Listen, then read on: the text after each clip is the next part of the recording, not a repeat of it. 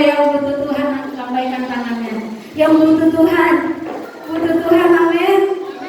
Lebih daripada apapun kita butuh Dia, amin. Kita sembah Dia, kita nyanyi pujian buat Dia. Ucaplah dan lihatlah betapa kuatnya Tuhan itu. Ketika kita dalam kesusahan menuju Tuhan, ada sukacita.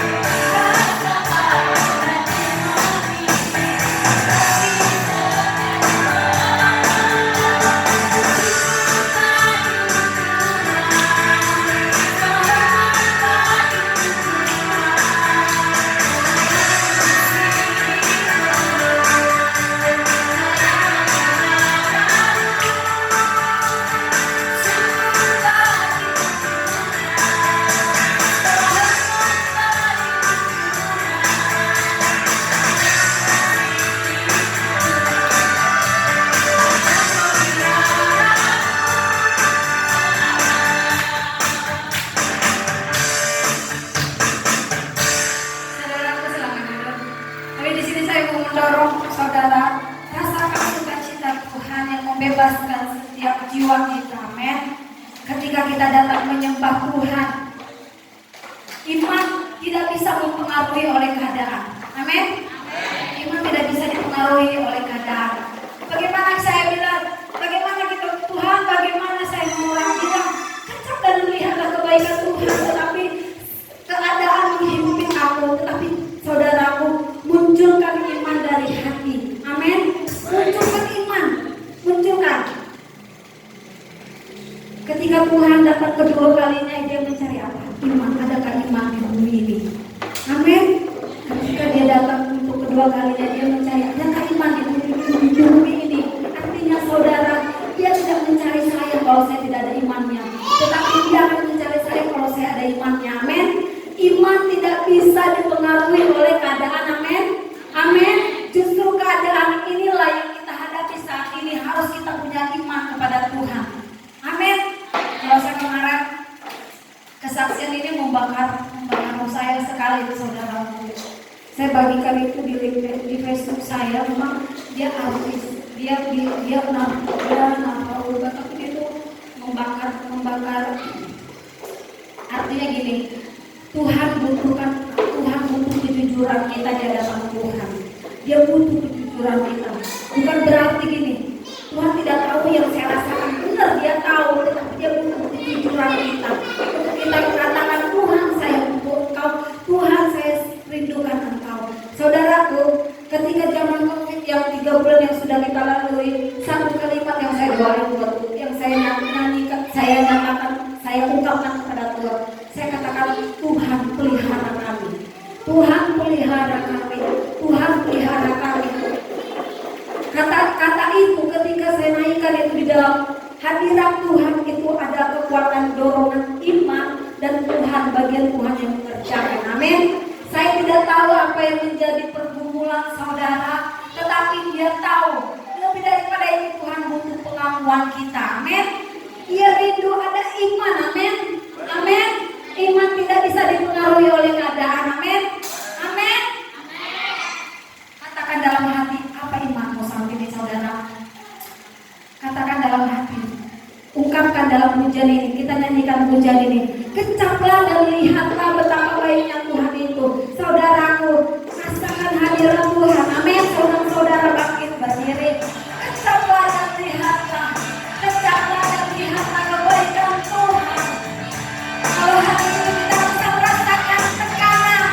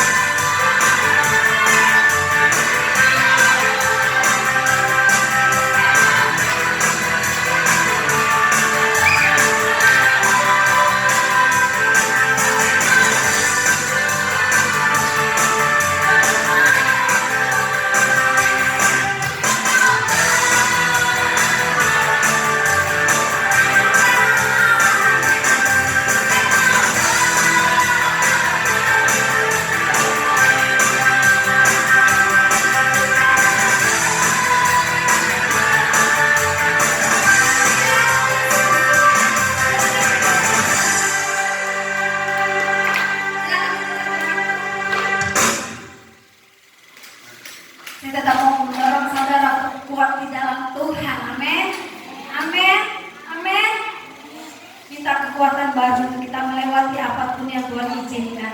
Arti dari segala apa yang kita lewatkan semuanya itu dia menguji kualitas hati kita. Amin. Gak ada yang bisa kita pegang di dunia ini kecuali, tidak ada kepastian di dunia ini kecuali dengan Tuhan. Amin. Saya percaya saudara, ketika apapun kita mulai dengan doa, Tuhan bertanggung jawab di dalamnya. Amin. Nah ketika kita mulai dengan doa, Tuhan tanggung jawab dalamnya. Jangan ketika hanya perkara besar kita mengundang Tuhan. Dalam perkara kecil, dalam perkara kecil katakan di hadapan Tuhan, saya tidak ada artinya, saya tidak kuat Tuhan. Artinya saya butuh Engkau. Amin. Saya butuh Tuhan melewati semuanya. Amin. Amin saudaraku. Hari ini saudara, kalau tadi pujian tadi mengatakan firman-Mu Tuhan, apa firman Tuhan yang melekat ketika menghadapi masa sulit? Tuhan setia, itu satu kalimat yang membuat kita ada dorongan bangkit. Amin. Tuhan setia, Tuhan baik, Tuhan pemelihara. Katakan itu terus dalam hati. Tuhan yang begitu mengasihiku. Saya pernah saudaraku kesaksian, saya pernah mengalami satu depresi sekali. Depresinya itu menurut saya itu hal yang memalukan kalau saya ingat untuk sekarang gitu ya. Depresi ketika putus cinta, depresi. Tapi ketika saya depresi itu, saya tidak pergi ke suatu hal yang menghancurkan hidup saya ataupun membuat saya hal yang membuat saya akhirnya jatuh. Tetapi saya depresi itu saya bilang sama Tuhan, Tuhan, gak ada yang mengasihiku kecuali Engkau. Kalimat itu saya ulang-ulangin. Tuhan begitu mengasihiku. Akhirnya ketika depresi itu menghimpit, tekanan itu menghimpit, ada kalimat itu yang saya ucapin itu membangkitkan ada kekuatan baru, ada kalimat saya belajar untuk jujur kepada Tuhan. Jadi saudaraku, hari ini banyak alasan yang membuat kita untuk terpuruk dan jatuh. Keadaan tidak bisa kita samakan dengan ketika zaman kita yang enak-enak. Tetapi ketika saat sulit saat ini, disitulah kualitas penyembahan kita. Amin. Ketika kita sulit tapi datang kepada Tuhan, kita bayar harga sampai Tuhan merasakan kepedihan hati kita. Amin. Amin. Katakan sampai Engkau merasakan kepedihan hatiku Tuhan. Saya rindu Tuhan adakan sesuatu baru di dalam hati kita. Ketika kita menang saudaraku, apa yang tidak pernah dilihat oleh mata, tidak pernah didengar oleh telinga, tidak pernah timbul di dalam hati, iman itu terjadi buat hidup saya dan saudara. Amin. Amin. Sekali lagi, iman tidak bisa dipengaruhi oleh keadaan. Amin. Iman tidak bisa dipengaruhi oleh keadaan. Katakan saya beriman Tuhan, saya akan punya pekerjaan. Katakan saya punya iman Tuhan, saya akan memiliki keturunan. Katakan dengan iman, saya punya iman Tuhan, saya akan memiliki pasangan hidup yang Engkau bertanggung jawab. Amin. Amin. Kita akan mendengarkan kebenaran firman Tuhan yang akan dibawakan oleh hambanya. Segala perkara dapat ditanggung di dalam Dia yang memberikan kekuatan kepadaku.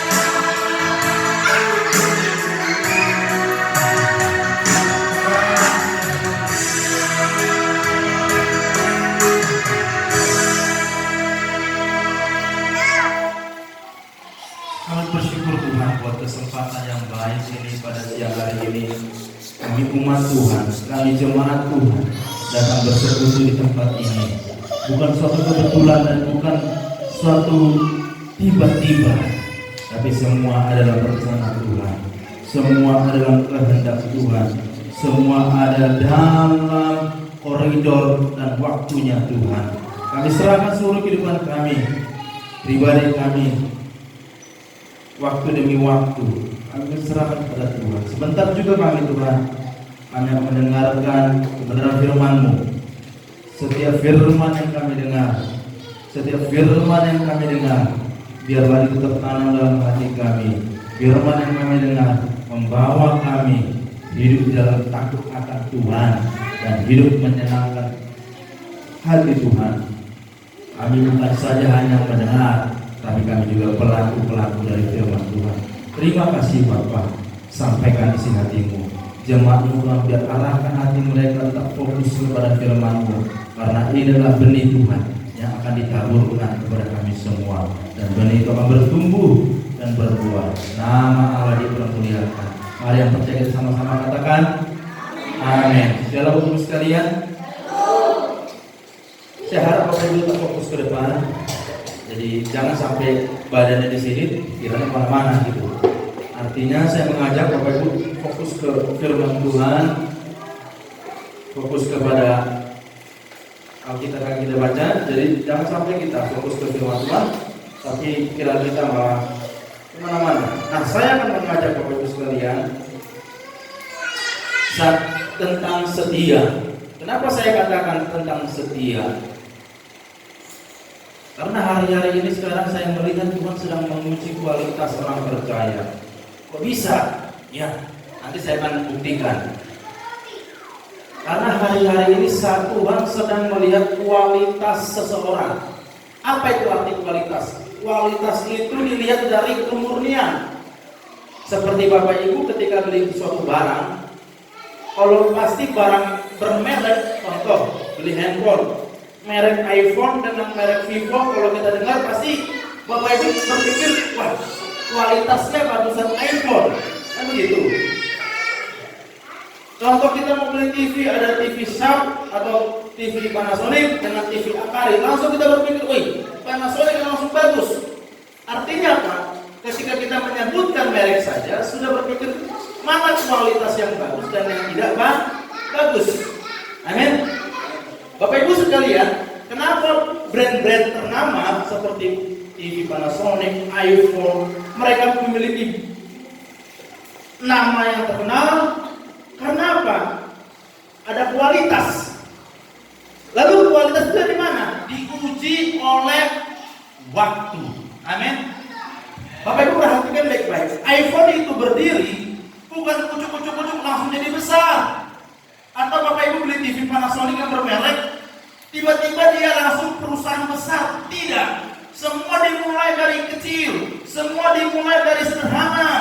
Tapi karena mereka setia, berbicara, waktu terus berjalan.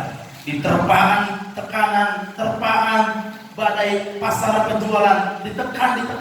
Akhirnya siapa yang bertahan itu yang berkualitas. Sampai hari ini siapa yang tidak kenal Panasonic, iPhone dan Samsung? Tapi kalau Bapak Ibu tahu, mereka punya sejarah panjang sebelumnya. Hari-hari ini kenapa saya angkat? Setia itu menunjukkan kualitas siapa dirimu. Amin. Kenapa saya katakan begitu? Karena kita beranjak dari satu waktu ke waktu terus berjalan. Dari waktu ke waktu terus berjalan. Siapa yang bertahan? Itu menunjukkan kualitas kita. Siapa yang setia? Itu menunjukkan kualitas kita. Saya mengajak jemaat Tuhan buka dalam Amsal pasal 20 ayat yang ke-6. Ini sudah saya sering bawa, tapi saya baca. Kenapa saya baca bahas tentang kesetiaan? Karena penting sekali. Karena kesetiaan Bapak Ibu sekalian itu menunjukkan kualitasmu. Saya ulangi sekali lagi. Bapak Ibu berkualitas hidupnya, berkualitas kepada Tuhan, diuji dengan kesetiaanmu. Seperti merek-merek yang saya katakan tadi dari awal. Sebuah perusahaan besar tidak bisa berdiri langsung tiba-tiba jadi raksasa. Pasti ada proses yang panjang. Oke, sama-sama kita baca dalam Amsal 20. Sudah? Di layar depan. Layar depan bisa dimunculkan. Amsal 20 ayat 6. Ini ayat sudah sering saya kita bacakan, tapi saya mau mengajak setia menjadi berkualitas, hidup berkualitas. Oke, sama-sama kita baca pada hitungan ketiga, Bapak Ibu, kita sama-sama bacakannya hanya satu ayat saja. 2, 3. Banyak orang yang menyebutnya hati, tetapi orang setia yang menemukan. Kenapa saya katakan begini? Saya pernah mengunjungi beberapa jemaat minggu yang lalu. Ada jemaat, dia depresi, dia punya masalah. Saya datang malam-malam sama istri, kami berangkat. Dia menceritakan pergumulan mereka. Dia datang, kami besuk, kami kunjungi jemaat ini. Saya dengan istri datang, dia cerita semua masalah ini. Dan di kalimat itu saya katakan begini. Ada kata yang saya sisipkan, yang saya tekankan kepada jemaat yang saya kunjungi kemarin, setia. Kenapa Bapak Ibu sekalian? Saya yakin begini. Kenapa ada pandemi ini COVID-19 dari Maret sampai sekarang nggak selesai? Sekarang Tuhan sedang menunjukkan siapa sih yang berkualitas imannya. Kalau kita setia, contoh begini, Bapak Ibu setia dengan pasangannya baik-baik saja. Yang nggak percaya Yesus pun bisa. Nggak usah jadi orang Kristen juga bisa. Nggak usah percaya Yesus juga bisa. Karena banyak orang bisa setia ketika dalam keadaan baik, nyaman, pekerjaan lancar, ya kan, anak-anak sehat, istri seram, suami istri romantis, rumah tangganya bahagia, gajinya lancar setiap bulan. Saya yakin kalau begini keadaannya, nggak usah diragukan, dia tetap setia.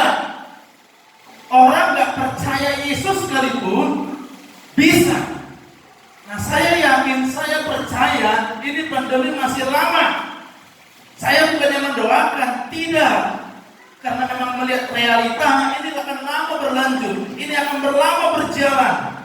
Tapi saya lihat satu sisi, Tuhan sedang membuat kualitas kita. Tuhan sedang melihat siapa sih jemaat Tuhan yang berkualitas. Apakah semua yang ke gereja itu adalah orang berkualitas? Belum tentu. Apakah semua orang yang datang sungguh-sungguh? Itu, ketika semua baik-baik bisa saja orang di gereja. Tapi ketika dalam tekanan, adakah kita berkualitas? Saya udah berpikir Bapak Ibu sekalian. Saya jujur Bapak Ibu, kalau beberapa bulan sebelumnya, mungkin jemaat Tuhan sudah kami bagikan sembako, ya kan? Ada beberapa kami bantu jemaat Tuhan. Bapak Ibu, saya perlu jujur di atas mimbar ini. Memang sembako itu ada sebagian dari donatur sinode kita dan sebagian juga dari kas gereja yang kami harus keluarkan membantu jemaat yang kena dampak. Maaf kata, ada yang kena PHK lah, susah cari kerja, bahkan sampai benar-benar down sekali.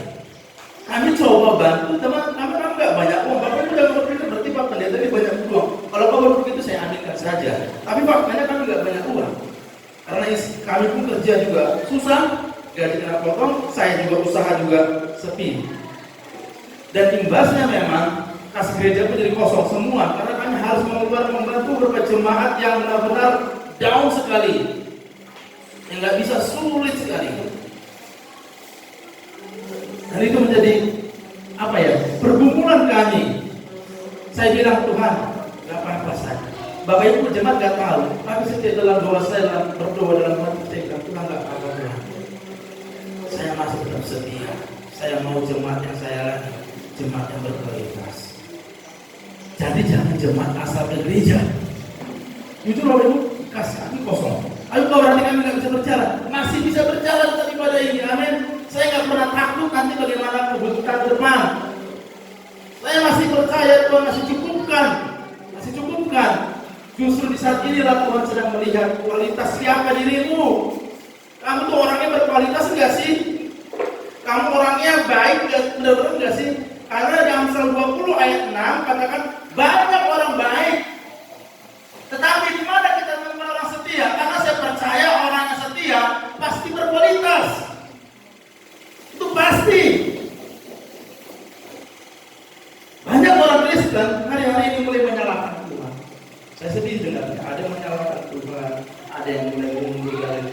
ada yang mulai marah-marah dengan Tuhan, ada yang mulai sudah tidak percaya lagi dengan Tuhan.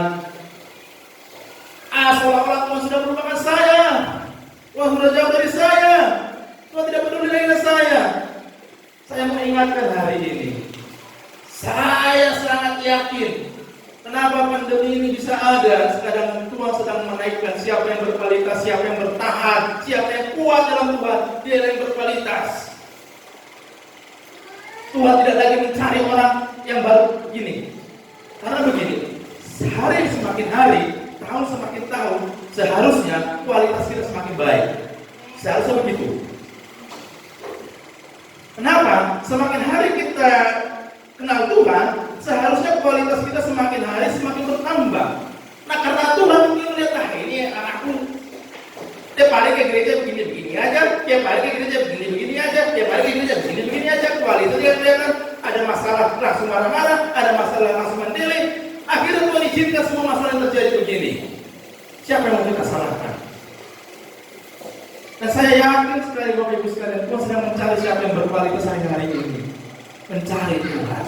Kalau saya katakan tadi di awal, kalau kita setia berkualitas sedang baik-baik saja, semua bisa. Semua bisa.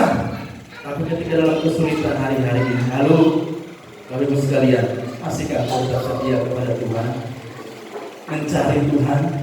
Lupa pendeta nanti aja di gereja, saya mau cari dulu apa nanti makan istriku dan anakku.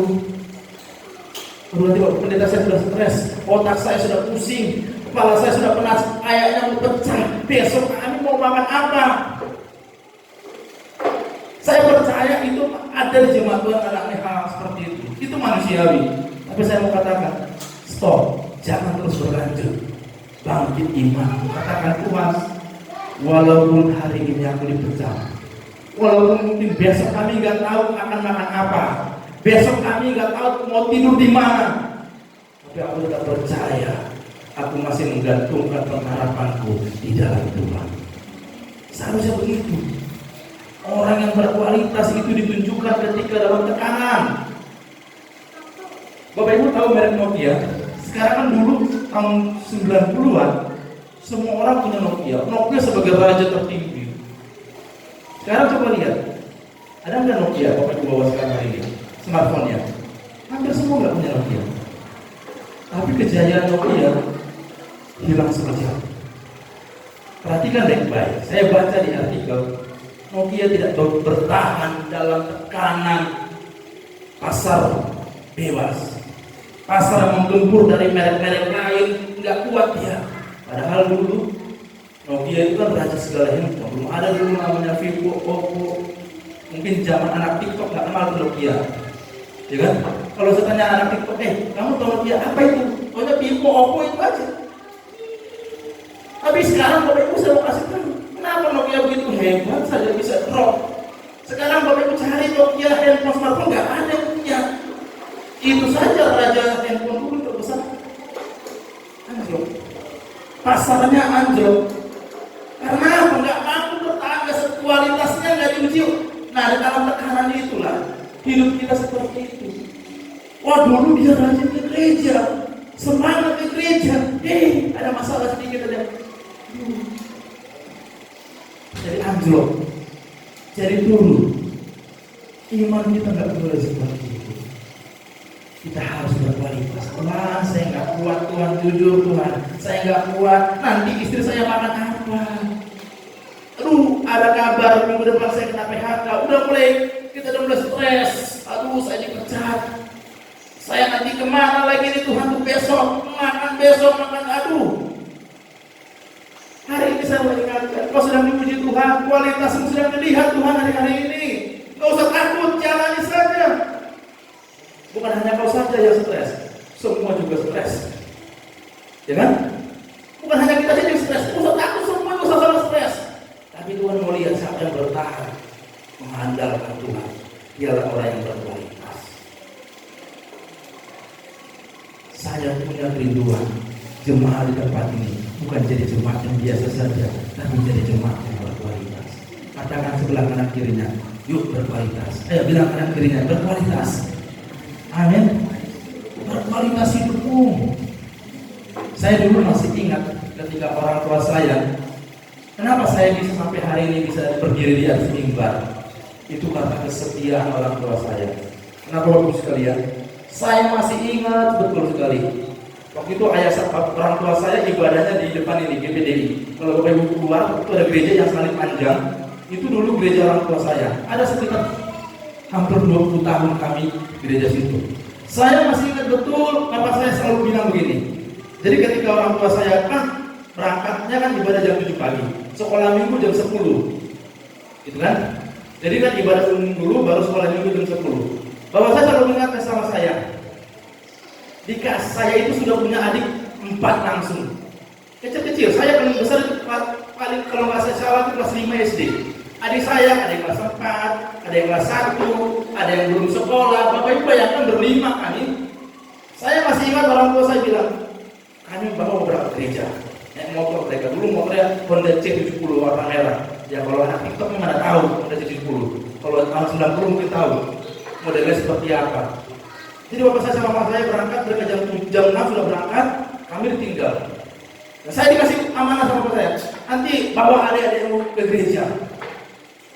Dan saya ingat, bayangkan baru sekarang saya masih kelas 5 SD, saya punya adik 4. Di bawah saya ada yang setahun, ada yang 3 tahun, ada yang belum sekolah. Bayangkan anak kelas 5 SD bawa adik yang 4 pakai mobil. Saya masih ingat betul dulu terminal belum ada di Kabupaten, masih di Ciceri. Saya masih ingat, saya bawa adik saya semua ke gereja sekolah minggu. Dan itu saya lakukan dengan setia. Saya bawa, ayo. Saya masih ingat sekali, saya suruh, ayo pakai baju, kita ke sekolah minggu. Jadi kami punya tradisi kalau sudah jam 8, sudah selesai kirim kartu, saya suruh adik saya, ayo mandi, ganti-gantian kan mandi. Saya pakaikan baju mereka satu-satu. Habis itu saya berangkat.